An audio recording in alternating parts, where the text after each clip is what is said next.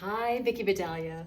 We're gonna brine today, and I bought this beautiful cut of meat. It was 50% off, and I didn't know what to do with it, so I called my friend Barbara, who's from Poland, and she said brine it and then bake it. So I'm using my husband's brining recipe, and I'm gonna use her recipe to coat it to bake. The only thing I'm concerned about, there's not a lot of fat in this meat, so hopefully it'll have a good flavor to it. But let's get started. Brining is so easy, let's go. It is water, brown sugar, and salt. 3 cups of water.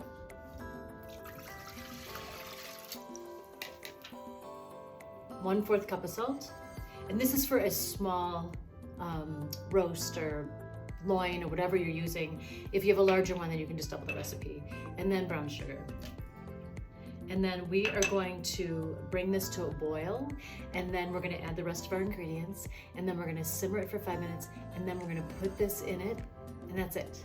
And then you brine it for as long as you can. Like 15 hours is ideal. I have about 5 hours today, so I'm hoping this turns out okay.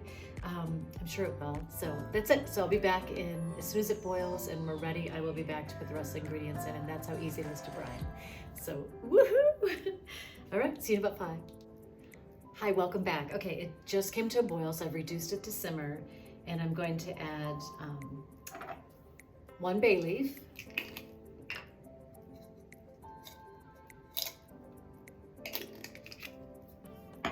I'm gonna add 10 whole peppercorns,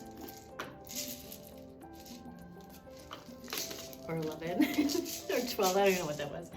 And then I'm gonna add 3 sprigs of thyme. This is fresh thyme. I just planted this in my garden, so I don't have a lot of it. So I'm gonna do 1 of these, and then I have this doTERRA thyme. I'm gonna put a drop of thyme in as well. Best kept secret.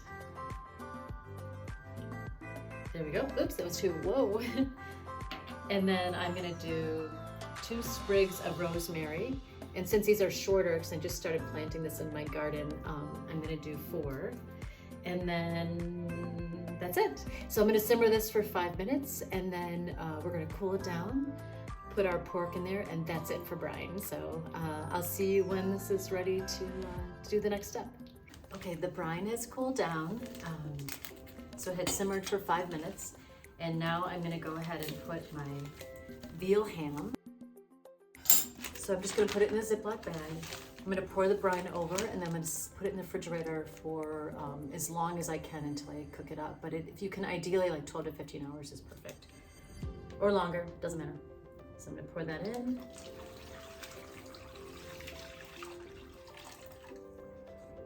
And that's it. I'll see you when we're getting ready to bake this up. Hi, welcome back. Just getting ready to put the roast in the oven, but first I'm gonna put the glaze on top. This recipe was given to me by my friend Barbara. Thank you, Barbara. And she sent me a video, but it was in Polish, so I couldn't understand it. So I'm gonna do my best here, but she did write out the ingredients for me, so it should be okay. Okay, so first thing I'm gonna do is I'm just gonna put onions on the bottom of the pan. Now the person who did this recipe put his roast into a plastic bag to cook, but I don't typically cook in plastic bags, so I'm just gonna put it right in the roasting pan. And then a couple sprigs of thyme, and that just goes on the bottom.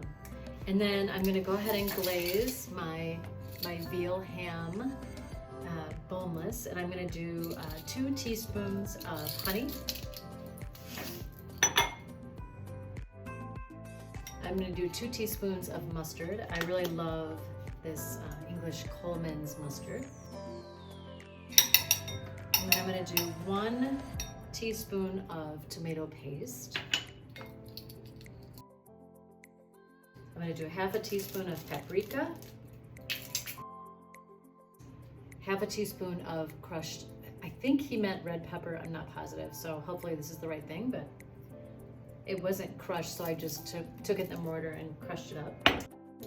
Now I'm gonna stir this together.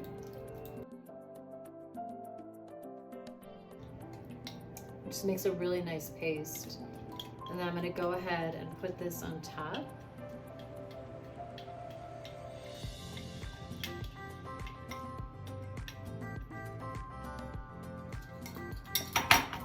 And I'm just gonna use my hand to spread it around. really the easiest way. And then I'm going to add some pepper on the top. I'm going to put this right on top of the onions. And then I'm guessing since he had it in a plastic bag, I'm probably going to need to cover this. I may uncover it for the last maybe like 15-20 minutes to get some browning on the top, but so that's it. And then it's just going to bake. I'm guessing it's going to take about an hour at 350 degrees, but I'm going to go ahead and just test it and make sure. So that's it. That pepper's got me. That's how easy it is to brine. And what brining does is it just breaks down the meat and it makes it really tender.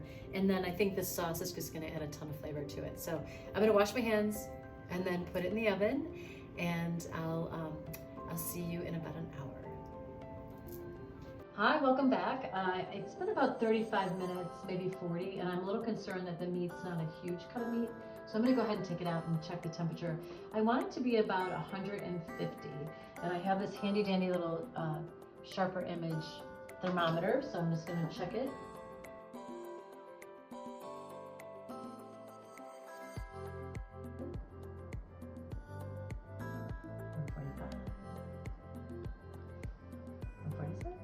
So we are done because it will cut. Oh, it is going up a little bit more. Perfect. It's just at 150, so that's perfect. I'm going to cover this and just wait for our guests, slice it up, and I'll let you know how it tastes. I'm going to serve this with broccoli, roasted broccoli with Vidalia onions, of course, and some sweet potatoes that I cooked this morning, and now I'm just roasting them in a pan. That makes dinner prep really easy when you do everything ahead of time. So I'm really excited to try this. Thank you, Barbara, for all your help with this recipe, and hopefully I did it justice. And bon appetit, and I'll let you know how it tastes. Thanks. Okay, welcome back. I just took it out of the oven. Our guests are outside waiting for us, so I'm just going to finish cutting this. It looks perfect. And I just want to take a little taste of it.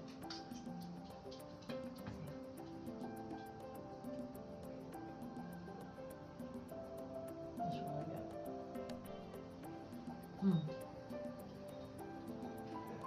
Thank you for coming to my channel. I'm quiet because they're out there. I don't want them to know I'm filming.